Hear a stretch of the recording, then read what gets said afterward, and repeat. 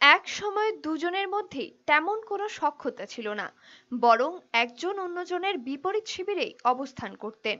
কিন্তু এই দুই নেতাই রবিবার বৃষ্টি ভেজা সকালেই ধরা দিলেন এক ফ্রেমে। একজন সুদীপ রায় বর্মন এবং অন্যজন গোপাল রায়। সুদীপ বর্মন কংগ্রেসের সভাপতি থাকাকালীন গোপাল রায়ের সঙ্গে দারুণ সম্পর্ক ছিল, এমন দাবি কেউই কখনো করেননি। বরং সম্পর্ক ছিল অল্প মধুর। রাজনীতির মারপ্যাচে সুদীপ এখন বিজেপিতে, অন্যদিকে গোপাল রয়েছেন তার পুরানো শিবিরেই। প্রবল সংকটজনক অবস্থাতেও ছাড়েননি কংগ্রেসের হাত। রাজনীতিতে নাকি চিরস্থায়ী বন্ধু হয় না, আবার চিরস্থায়ী শত্রুও হয় না। সেই হিসেবে গোপাল সুদীপ দুই ভিন্ন রাজনৈতিক দলে থাকলেও এখন নাকি অনেকটাই কাছাকাছি।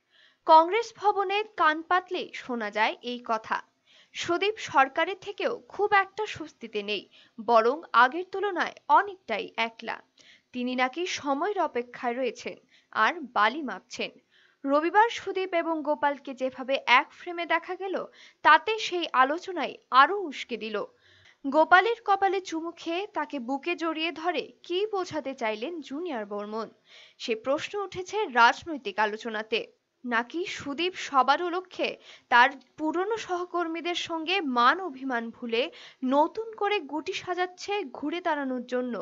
আগামী কয়েক মাসে জানা যাবে এর উত্তর। ব্যুরো রিপোর্ট, চ্যানেল দিনরাত।